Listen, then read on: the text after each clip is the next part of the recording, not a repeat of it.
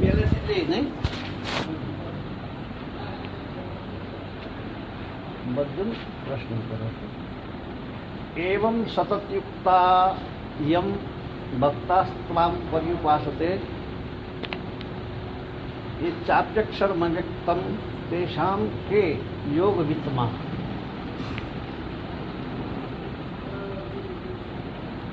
આ અધ્યાયથી પેલા સાકાર ભગવાનના ઉપાસકોનું વર્ણન જે શ્લોકોમાં જે પદો દ્વારા થયું તેમનો પરિચય આ પ્રમાણે છે. પદોનો પરિચય નથી કરવો.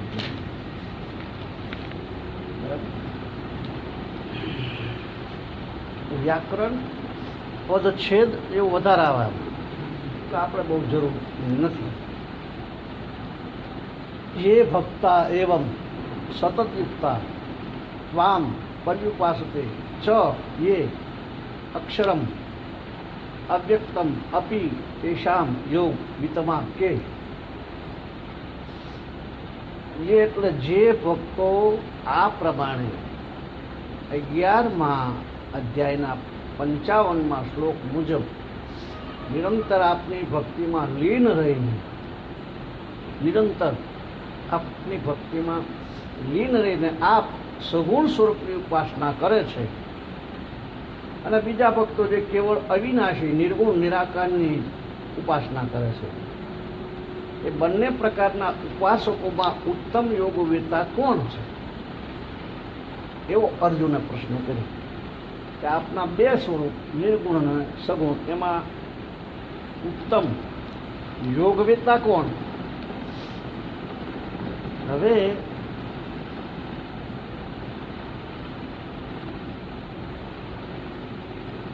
એવં સતતયુક્તા એ ભક્તા 11મા અધ્યાયના 55મા શ્લોકમાં ભગવાને ય અને સ પદો જે સાધકના માટે પ્રયુક્ત કર્યા છે એ જ સાધકોને માટે અર્થાત સગુણ સાકાર ભગવાનની ઉપાસના કરવાવાળા બધા સાધકોને માટે અહીં એ ભક્તા પદો આવ્યા છે.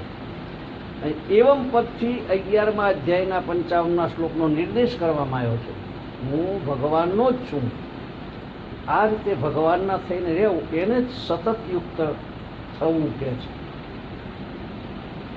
એટલે હમણાં પછી આગળ આવશે. આ તો વ્યાકરણ છે થોડું, વ્યાકરણમાં મજા નહીં આવે. વ્યાકરણ જાણતું હોય ને મજા આવે. હા, ભગવાનના પૂર્ણ શ્રદ્ધા રાખવા વાળા, ભગવાનમાં પૂર્ણ શ્રદ્ધા રાખવા વાળા સાધક ભક્તોનો એકમાત્ર ઉદ્દેશ ભગવત પ્રાપ્તિ હોય છે. આથી પ્રત્યેક પરમાર્થિક ભગવત સંબંધી જપ, ધ્યાનાદિ અથવા વ્યવહારિક શારીરિક અને આજીવિકા સંબંધી ક્રિયામાં તેમનો સંબંધ નિત્ય નિરંતર ભગવાન સાથે ચાલુ રહે છે. સતતયુક્તા પદ એવા જ સાધક ભક્તોનું વાચક છે. સાધકથી આ એક બહુ જ મોટી ભૂલ થાય છે કે તે પરમાર્થિક ક્રિયાઓ કરતી વેળાએ તો પોતાનો સંબંધ ભગવાન સાથે માને છે, પરંતુ વ્યવહારિક ક્રિયાઓ કરતી વેળાએ તે પોતાનો સંબંધ સંસાર સાથે માને છે. આ ભૂલનું કારણ છે. સમય સમય પર સાધકના ઉપદેશમાં થવાવાળી ભિન્નતા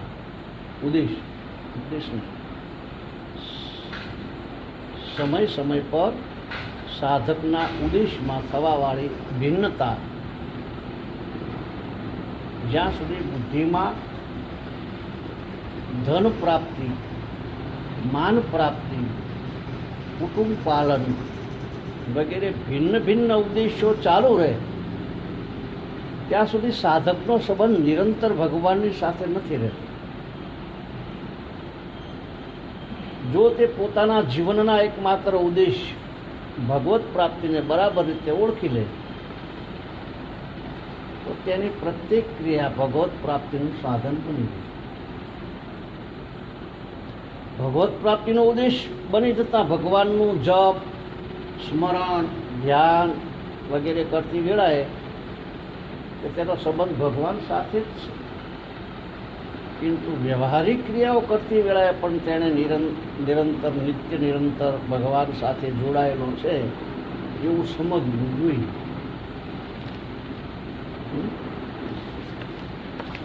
જો ક્રિયાના આરંભ અને અંતમાં સાધકને ભગવત સ્મૃતિ રહે, ક્રિયાનો આરંભ અને અંતમાં સાધકને ભગવત સ્મૃતિ રહે તો ક્રિયા કરતી વેળાએ પણ તેની નિરંતર સંબંધાત્મક ભગવત સ્મૃતિ રહે એવું માનવું જોઈએ. જેવી રીતે ખાતાવયમાં સરવાળો કરતી વેળાએ વેપારીની વૃત્તિ એટલી એકાગ્ર બની જાય છે કે હું કોણ છું અને સરવાળો શા માટે કરી રહ્યો છું તેની પણ સમૃદ્ધિ નથી રહેતી. કેવળ સરવાળાના આંકડાઓ તરફ જ તેનું ધ્યાન રહે.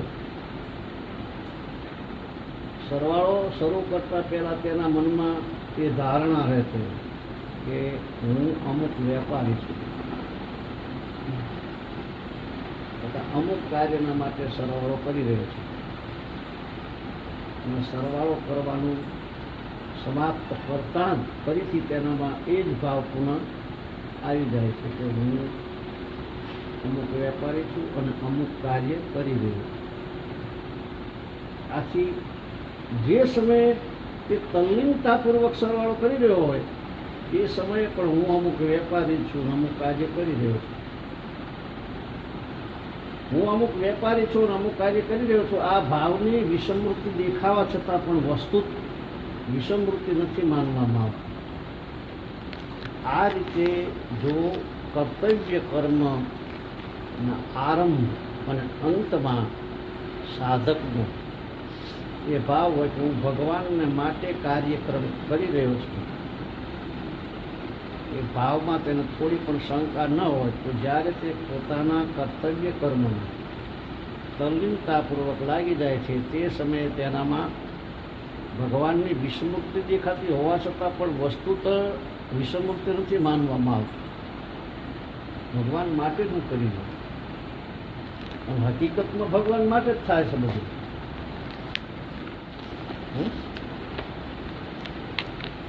તો ત્વમ પર્યુપાસતે અહીં વામ પદથી એ બધા જ સગુણ સાકાર સ્વરૂપોને ગ્રહણ કરી લેવા જોઈએ, જે રૂપોને ભગવાન ભક્તોની ઈચ્છા અનુસાર વખતો વખત ધારણ કર્યા કરે છે અને જે સ્વરૂપો ભગવાને ભિન્ન ભિન્ન અવતારોમાં ધારણ કર્યા છે. ભગવાનનું જે સ્વરૂપ દિવ્યધામમાં બિરાજમાન છે, જેને ભક્ત લોકો પોતાની માન્યતા અનુસાર અનેક રૂપો અને નામોથી કહે છે. પર્યુપાસતે પદનો અર્થ છે પરિત ઉપાસતે, અર્થાત સારી રીતે ઉપાસના કરે છે. જેવી રીતે પતિવ્રતા સ્ત્રી ક્યારેક પતિની સેવામાં પોતાના શરીરને પણ અર્પણ કરી અને ક્યારેક પતિની અનુપસ્થિતિમાં પતિનું ચિંતન કરીને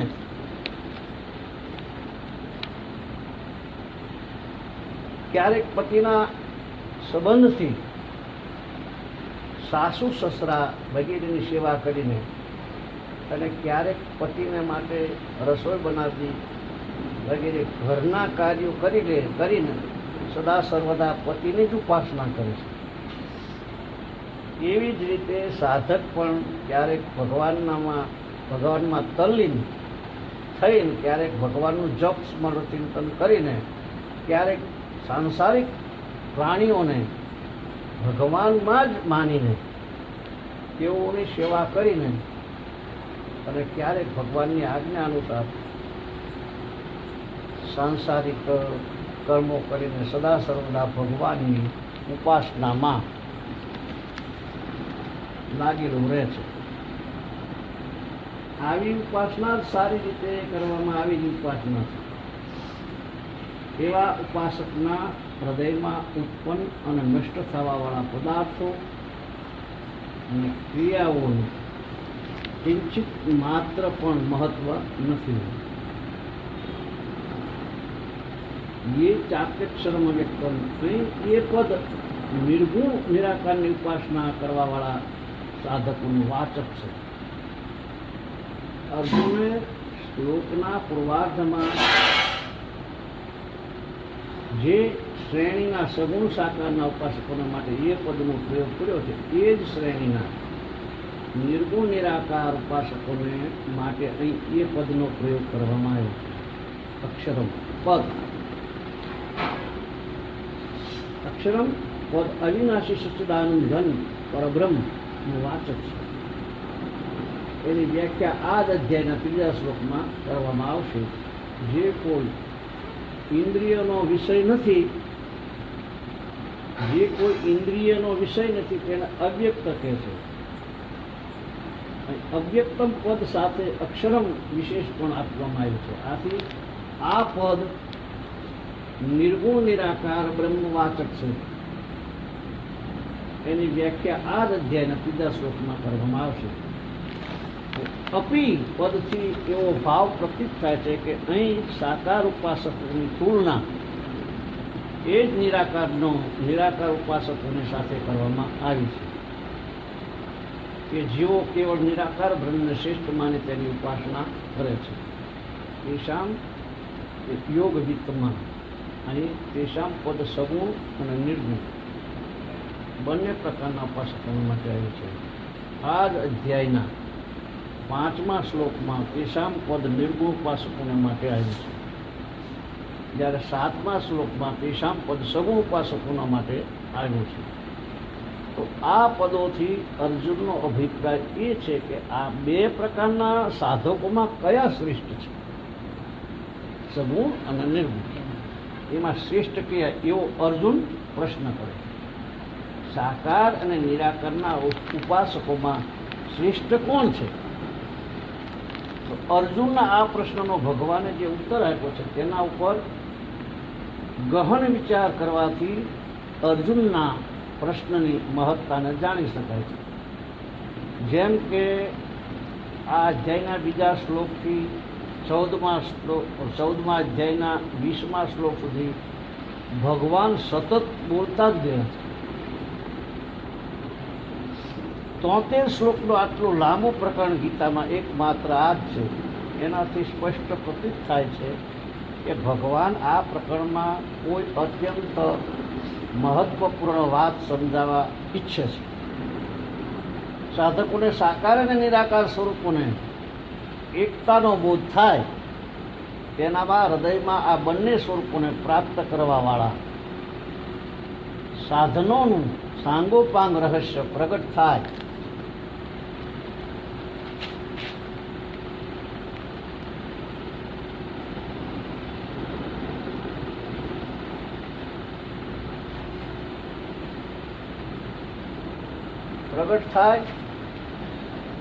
સિદ્ધ ભક્તો ગીતા અધ્યાય 12, 13 અને 19, જ્ઞાનીઓ ગીતા 14, 22, 25ના આદર્શ લક્ષણોથી તેઓ પરિચિત થાય અને સંસારથી સંબંધ વિચ્છેદની વિશેષ મહત્તા તેમની સમજવામાં આવી જાય. આ જ ઉદ્દેશોને સિદ્ધ કરવામાં ભગવાનની વિશેષ ઋષિ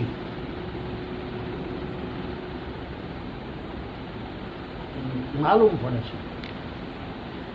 તાત્પર્ય છે કે ભગવાનના હૃદયમાં જીવોના માટે જે પરમ કલ્યાણકારી, અત્યંત ગોપનીય અને ઉત્તમોત્તમ ભાવો હતા તેમને પ્રગટ કરવાનું શ્રેય અર્જુનના આ ભગવત પ્રેરિત પ્રશ્નોને જાય છે. હવે સારાંશ એટલો બતાવે છે. પરિશિષ્ટ ભાવ એ યોગશાસ્ત્ર હોવાથી ગીતામાં યોગ મુખ્ય છે. કારણ કે યોગશાસ્ત્ર કૃષ્ણાર્જુન સંવાદ એટલે ગીતામાં યોગ મુખ્ય છે. તેથી અસલ ઉત્તમ યોગવેતા કોણ છે, આ અર્જુનનો પ્રશ્ન છે. યોગવેતાઓની 3 શ્રેણીઓ: યોગવિદ અર્થાત યોગી, યોગવિદ અર્થાત 2 યોગીઓમાં શ્રેષ્ઠ યોગી, અને યોગવિતમ બધા જ યોગીઓમાં શ્રેષ્ઠ યોગી. અર્જુનને યોગવિદ અને યોગવિતરના વિષયમાં સંદેહ નથી, પરંતુ યોગવિતમના વિષયમાં સંદેહ છે. અર્જુનના સગુણ અને નિર્ગુણ ઉપાસકોની શ્રેષ્ઠતા વિષયક પ્રશ્નના ઉત્તરમાં ભગવાન નિર્ણય આપે છે. મય્યાવેશ્ય મનોયે મામ નિત્યયુક્ત ઉપાસતે શ્રદ્ધયા પર્યોપિશાસ્તે મે યુક્તમમા મતા. એ મારામાં મનને પરોવીને નિત્ય નિરંતર મારા ભજન ધ્યાનમાં રચા પચા રહેનારા જે ભક્તજનો પરમ શ્રદ્ધાભાવથી યુક્ત થઈને મુજ સગુણ સાકારની ઉપાસના કરે, તેઓ મારો મત પ્રમાણે સર્વશ્રેષ્ઠ યોગી છે. તેઓ મારા મત પ્રમાણે સર્વશ્રેષ્ઠ યોગી છે.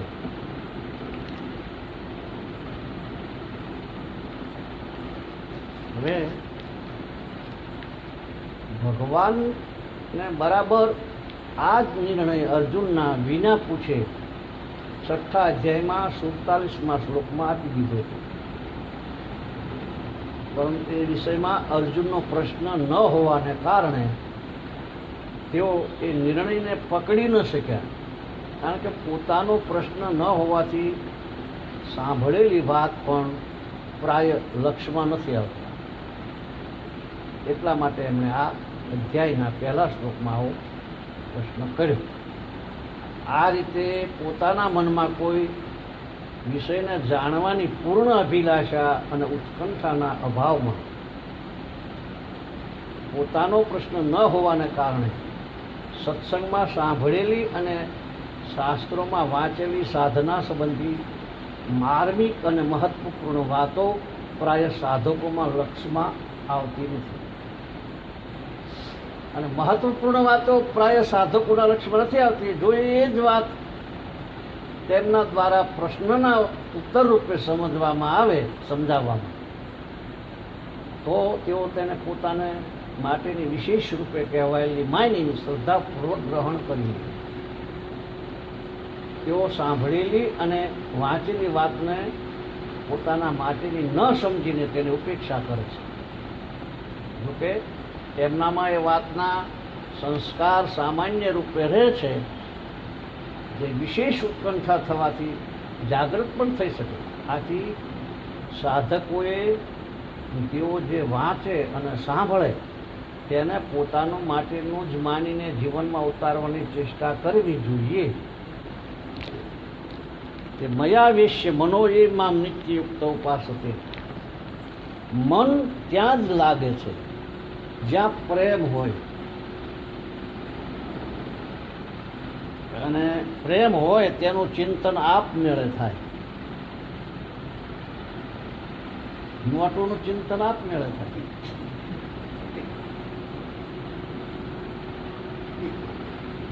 આપમેળે થાય. બીજી ઘણી વસ્તુનું ચિંતન આપમેળે થાય. તો એમ કહેશે કે નિત્યયુક્તાનું તાત્પર્ય કે સાધક પોતે ભગવાનની ભક્તિમાં લાગી જાય. ભગવાન જ મારા છે અને હું ભગવાનનો જ છું. આને જ પોતાનું ભગવાનમાં લાગવું કહે છે. પોતાનો દઢ ઉદ્દેશ ભગવત પ્રાપ્તિ થતાં મન બુદ્ધિ આપમેળે ભગવાનમાં લાગે છે. પોતાનો દઢ ઉદ્દેશ ભગવત પ્રાપ્તિ, મારે તો ભગવત પ્રાપ્તિ કરવી જ છે, નિર્ણય લે તો મન બુદ્ધિ આપમેળે ભગવાનમાં લાગે. આનાથી વિપરીત પોતાનો ઉદ્દેશ ભગવત પ્રાપ્તિ ન હોય તો મન બુદ્ધિને ભગવાનમાં લગાડવાનો યત્ન કરવા છતાં પણ તે પૂરી રીતે ભગવાનમાં નથી લાગતું. પરંતુ જ્યારે પોતે પોતાની જાતને ભગવાનનો માની લે ત્યારે તો મન બુદ્ધિ ભગવાનમાં તલ્લીન જ થઈ જાય.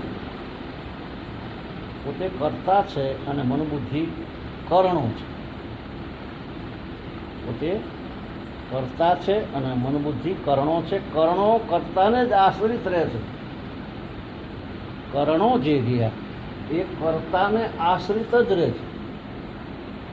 જ્યારે કર્તા ભગવાનનો થઈ ગયો ત્યારે મન બુદ્ધિ રૂપી કરણો આપોઆપ ભગવાનના સાથે જોડાઈ જશે. સાધકથી ભૂલ એ થાય છે કે તે પોતે ભગવાનમાં ન લાગીને પોતાના મન બુદ્ધિને લગાડવાના ભગવાનમાં લગાડવાના અભ્યાસ કરે છે. પરંતુ પોતે ભગવાનમાં લાગ્યા વિના મન બુદ્ધિને ભગવાનમાં લગાડવા કઠિન છે. એટલા માટે સાધકોની એ વ્યાપક ફરિયાદ રહે છે કે મન બુદ્ધિ ભગવાનમાં નથી લાગતી. મન બુદ્ધિ એકાગ્ર થવાથી સિદ્ધિ સમાધિ વગેરે તો થઈ શકે, પરંતુ પોતાનું કલ્યાણ ભગવાન સાથેના તાદાત્મ્યથી જ થઈ શકે. ઉપાસનાનું તાત્પર્ય છે કે સ્વયં પોતાની જાતને ભગવાનને અર્પણ કરી દે.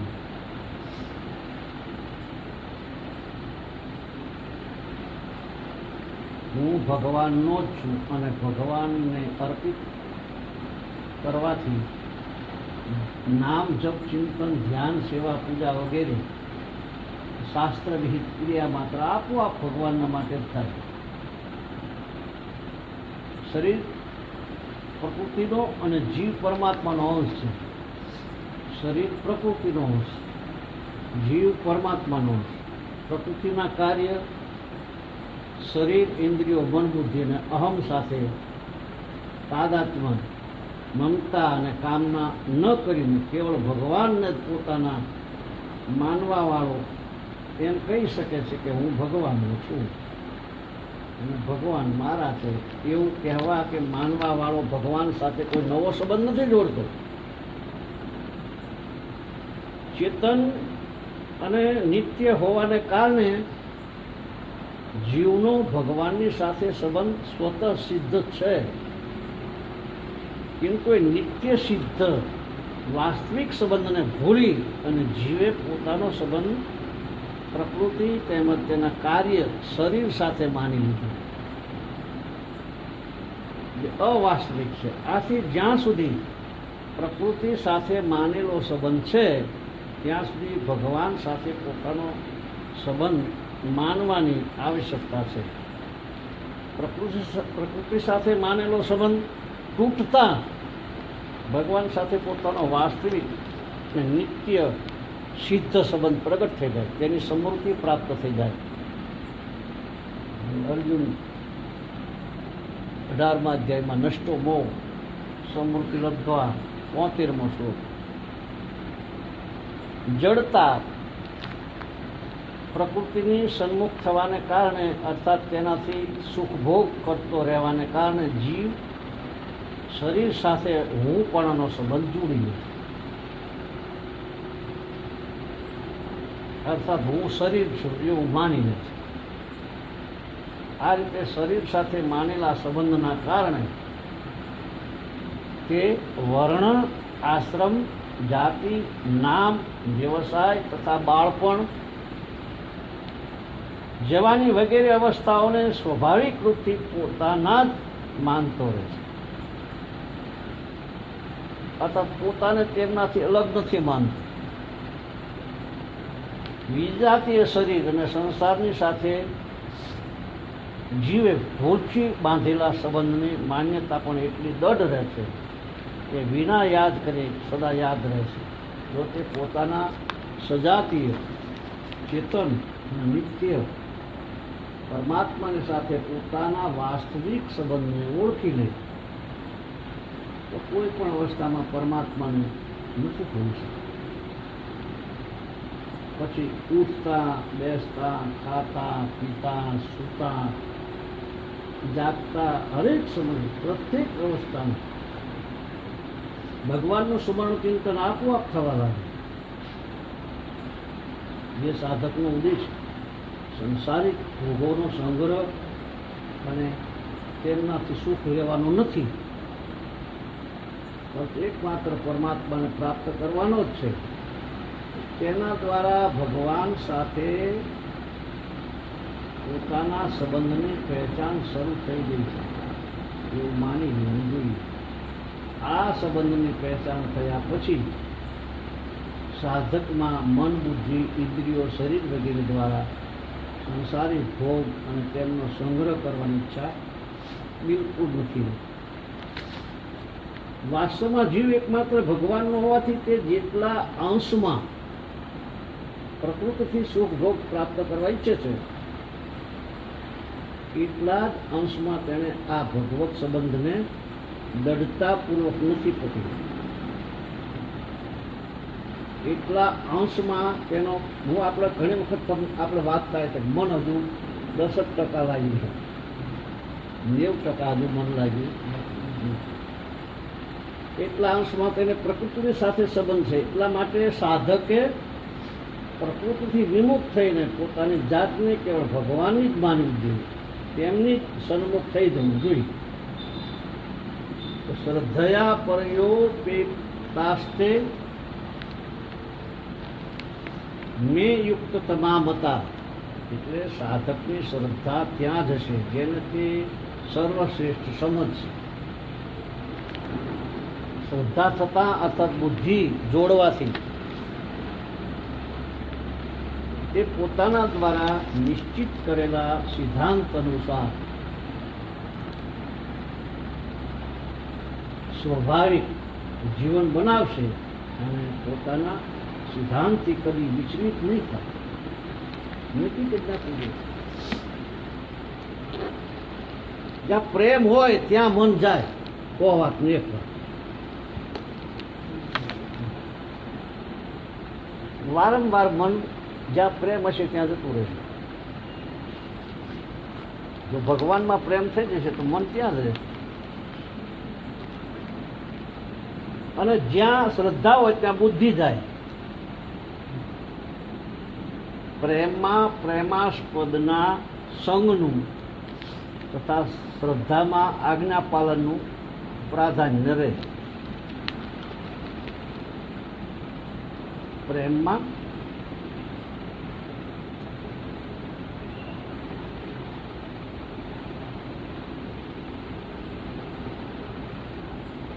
પ્રેમાસ્પદના સંગનું પ્રેમમાં તથા શ્રદ્ધામાં આજ્ઞા પાલનનું પ્રાધાન્ય રહે છે. એકમાત્ર ભગવાનમાં પ્રેમ હોવાથી ભક્તને ભગવાનની સાથે નિત્ય નિરંતર સંબંધનો અનુભવ થાય છે. કદી વિયોગનો અનુભવ થતો જ નથી. એટલા માટે ભગવાનને મતે એવો ભક્તો જ વાસ્તવમાં ઉત્તમ યોગ વિતાઓ છે. ભગવાનના મતે એવા ભક્તો જ વાસ્તવમાં ઉત્તમ યોગ વિતાઓ છે. અહીં તે મેં યુક્ત તમામતા બહુવચનાંત પદથી જે વાત કહેવાય ગઈ છે તે જ વાત 6ઠ્ઠા અધ્યાયના 47મા શ્લોકમાં સમયયુક્ત તમો મત એક વચનાનંદ પદથી કહેવાય ચૂકી છે. પુરાવા આપે છે.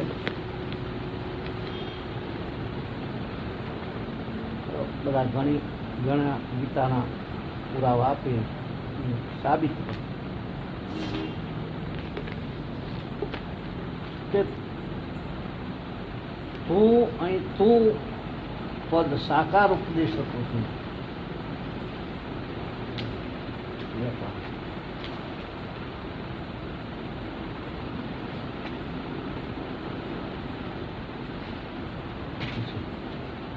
પરિશિષ્ટ ભાવ હવે આવ્યો કે સહયોગી પરમો મત.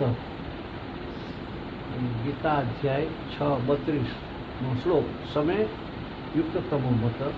એવા ઘણા ગીતાના મત આપે છે. આ પ્રમાણે ભગવાને જે શ્રેષ્ઠતાની વાત કહી છે આનું તાત્પર્ય એ છે કે મનુષ્ય કર્મયોગ, જ્ઞાનયોગ વગેરે કોઈ પણ માર્ગને અપનાવે, પરંતુ વાસ્તવમાં શ્રેષ્ઠ એ જ છે જેને ભક્તિ પ્રાપ્ત થઈ ગઈ છે. કર્મયોગી અને જ્ઞાનયોગી તો અંતમાં ભક્તિ, કર્મયોગી અને જ્ઞાનયોગીને તો અંતમાં ભક્તિ પ્રાપ્ત થાય છે, પરંતુ ભક્તિયોગી શરૂઆતથી જ ભક્તિમાં જોડાયેલો. જો કે કર્મયોગ અને જ્ઞાનયોગનું ફળ છે, આથી તે સર્વશ્રેષ્ઠ. જ્ઞાન અને ભક્તિ બંને સંસારનું દુઃખ દૂર કરવા માટે સરખા છે, પરંતુ એ બેમાં જ્ઞાન કરતાં ભક્તિનો મહિમા વધારે છે. જ્ઞાનમાં તો અખંડ રસની પ્રાપ્તિ થાય, પરંતુ ભક્તિમાં અનંત રસની પ્રાપ્તિ થાય. અનંત રસમાં પ્રતિક્ષણ વધનારો આનંદની તરંગો ઉછાળતો એક વિલક્ષણ આનંદ છે. જેમ સંસારમાં કોઈ વસ્તુનું જ્ઞાન થાય, સંસારમાં કોઈ વસ્તુનું જ્ઞાન થાય છે કે આ રૂપિયા છે, આ ઘડિયાળ છે, તો આવું જ્ઞાન માત્ર અજ્ઞાન, અજાણપણાને મિટાવે. જ્ઞાન થાય એટલે અજાણપણું મિટાવે. આ રીતે તત્વજ્ઞાન માત્ર અજ્ઞાનને મિટાવે. સર્પમાં દેખાતું, દોડીમાં દેખાતો સર્પ મટી ગયું, જ્ઞાન થઈ ગયું. દોડી છે, સર્પ નથી. માત્ર અજ્ઞાનને મિટાવે. અજ્ઞાન દૂર થતાં દુઃખ, ભય, જન્મ મરણરૂપી બંધન વગેરે સઘળું ટળી જાય, પરંતુ પ્રેમ, ભક્તિ જ્ઞાનથી પણ વિલક્ષણ છે. જ્ઞાન ભગવાન સુધી પહોંચતું નથી, પ્રેમ ભગવાન સુધી પહોંચે છે. જ્ઞાનનો અનુભવ કરનાર તો સ્વયં હોય છે, પરંતુ પ્રેમનો અનુભવ કરવા વાળા અને જ્ઞાતા ભગવાન હોય છે. ભગવાન જ્ઞાનના ભૂખ્યા નથી, બલકે પ્રેમના ભૂખ્યા. મુક્ત થવાથી જ્ઞાન યોગી તો સંતુષ્ટ, તૃપ્ત થઈ જાય. તો ત્રીજા અધ્યાય 17મા શ્લોકમાં બતાવ્યું. પણ પ્રેમ પ્રાપ્ત થતા ભક્તને સંતોષ થતો નથી, બલકે તેનો આનંદ ઉત્તરોત્તર વધતો જાય. આથી આખરી તત્વ પ્રેમ છે, મુક્તિ નહીં. જેમ આ રૂપિયા છે એવું જ્ઞાન થઈ ગયું તો અજ્ઞાન ટળી ગયું, પરંતુ તે રૂપિયા પ્રાપ્ત કરવાનો લોભ વધી જાય છે. એમ થાય છે કે હજી મળે, તો એમાં બહુ મજા આવે. આ જ રીતે ભક્તિમાં એક વિશેષ રસ આવે. તાત્પર્ય છે કે જેમ પૈસામાં આકર્ષિત કરવાની શક્તિ લોભમાં જ છે,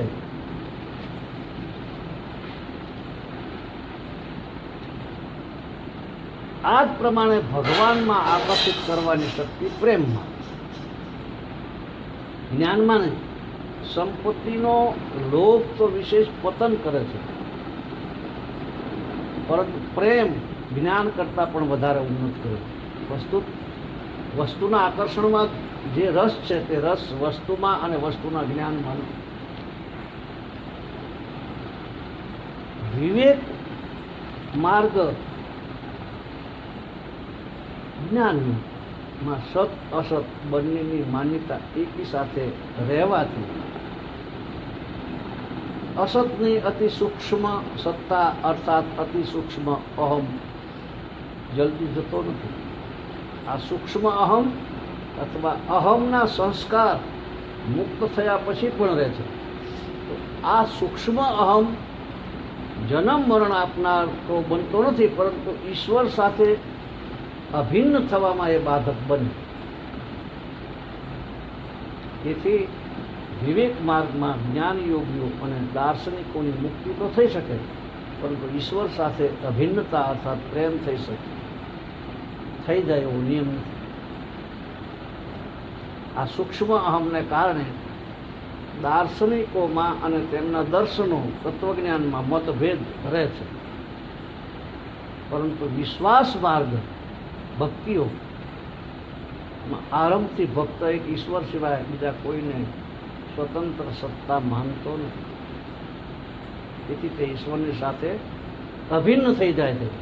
અભિન્ન શબ્દનો અર્થ સમજાય છે ને, ભિન્ન અને અભિન્ન. ઈશ્વરની સાથે અભિન્ન થવાથી અર્થાત પ્રેમનો ઉદય થવાથી સૂક્ષ્મ અહમ તથા તેનાથી પેદા થવાવાળા સંપૂર્ણ દાર્શનિક મતભેદો બધા સર્વથા નષ્ટ થઈ ગયા.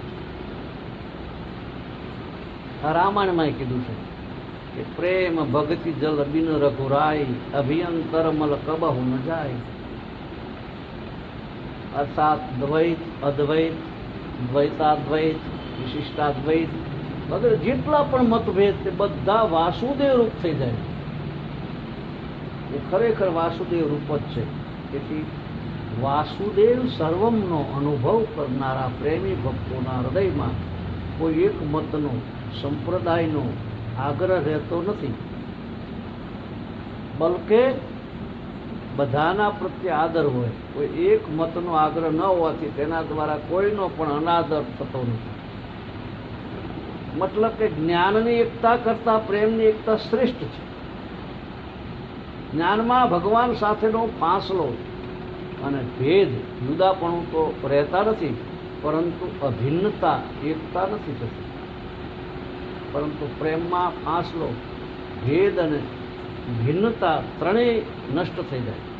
તેથી વાસ્તવિક અદ્વૈત પ્રેમમાં જ છે. પ્રેમમાં એટલી શક્તિ છે કે તેમાં ભક્ત ભગવાનને પણ ઇષ્ટ થઈ જાય છે. જ્ઞાન માર્ગવાળા મુક્તિને સર્વશ્રેષ્ઠ માને. પછી તેઓ મુક્તિથી પણ ઊંચી વસ્તુ છે પ્રેમ, પ્રેમા ભક્તિ અથવા પરાભક્તિ, તેને કઈ રીતે સમજી શકે? મુક્તિમાં તો અખંડ રસ, પ્રેમમાં અનંત પ્રતિક્ષણ વર્ધન રસ. પ્રેમ, મુક્તિ, તત્વજ્ઞાન, સ્વરૂપ બોધ, આત્મ સાક્ષાત્કાર, કેવલ્યથી પણ આગળ વસ્તુ છે. કર્મયોગ અને જ્ઞાનયોગ આ બંને લૌકિક નિષ્ઠાઓ. કર્મયોગ અને જ્ઞાનયોગ આ બંને લોક નિષ્ઠાઓ. ત્રીજા અધ્યાયનો બીજો શ્લોક. પરંતુ ભક્તિયોગ લૌકિક નિષ્ઠા અર્થાત પ્રાણીની નિષ્ઠા નથી. જે ભગવાનના સાથે જોડાઈ જાય છે તે ભગવાન નિષ્ઠ છે. અર્થાત તો તેની નિષ્ઠા અલૌકિક હોય. તેનું સાધન અને સાધ્ય બંને ભગવાન જ હોય. તેથી ભક્તિયોગ સાધન પણ છે અને સાધ્ય પણ છે. તેથી થયું છે ભક્ત્યા સાગજાતયા ભક્ત્યા ભાગવતમાં.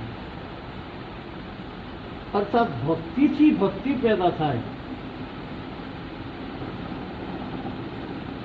શ્રવણ, કીર્તન, સ્મરણ, પાદ સેવન, અર્ચન, વંદન, દાસ્ય, શિક્ષણ, આત્મનિર્ભર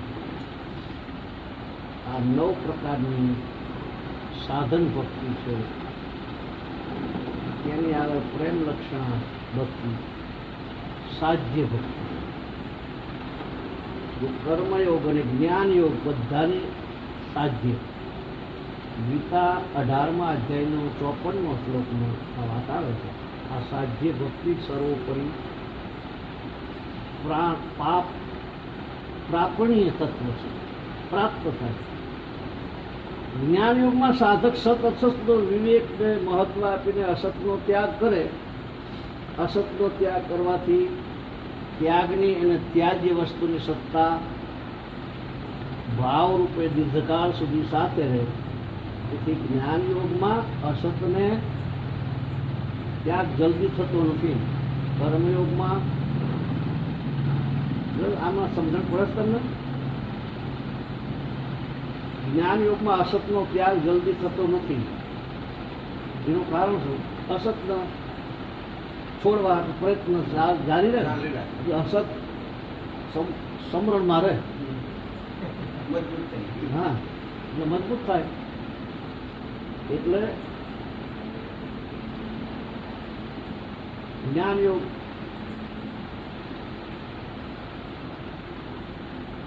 એ કર્મયોગ અને જ્ઞાન યોગ બધાની સાધ્ય છે ભક્તિ. આ સાધ્ય ભક્તિ જ સર્વોપરી પ્રાણપ્રિય તત્વ છે. તો કર્મયોગમાં સાધક અસત વસ્તુનો ત્યાજ્ય ન માનીને સેવા સામગ્રી માને. કર્મયોગમાં શું માને સાધક? કોઈ અસત વસ્તુનો ત્યાગ નહીં, પણ સેવા સામગ્રી માને. ત્યાગ કરવાથી નિષ્કૃત વસ્તુ તો સુગમતાથી છૂટી જાય, પરંતુ સારી વસ્તુને છોડવી કઠણ લાગે. ઉત્તમ વસ્તુનો ત્યાગ કરવા કરતાં તેને બીજાની સેવામાં અર્પણ કરવી એ વધારે સહેલું છે.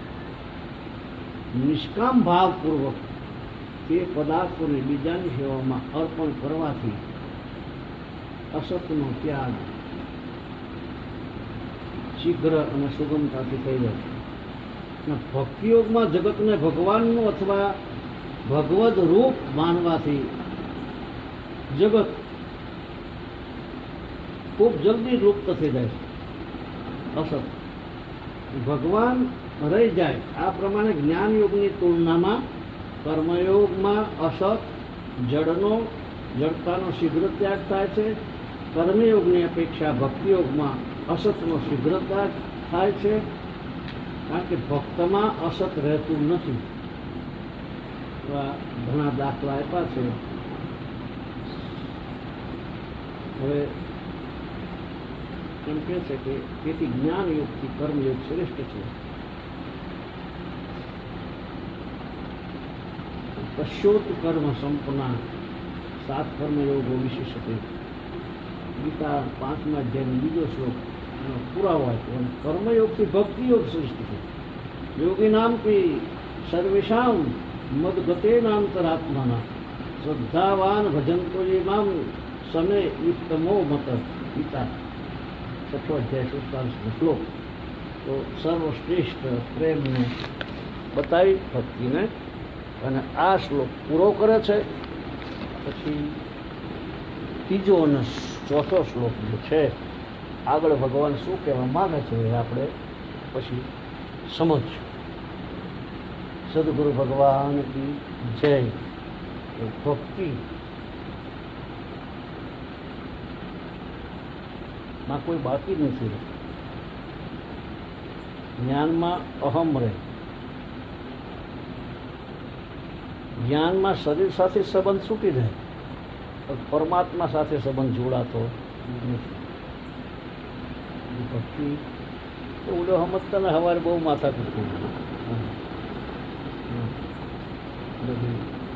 આવે ને એન્જિનિયરનો બાપા. હા આજ આયા માનવું પડ્યું, બહુ માથાકૂટ થઈ. સમજ્યા? તમે યોગને સમજતા નથી. ક્રિયાને તમે યોગ માનો. પછી ઠેકાણ આવ્યું.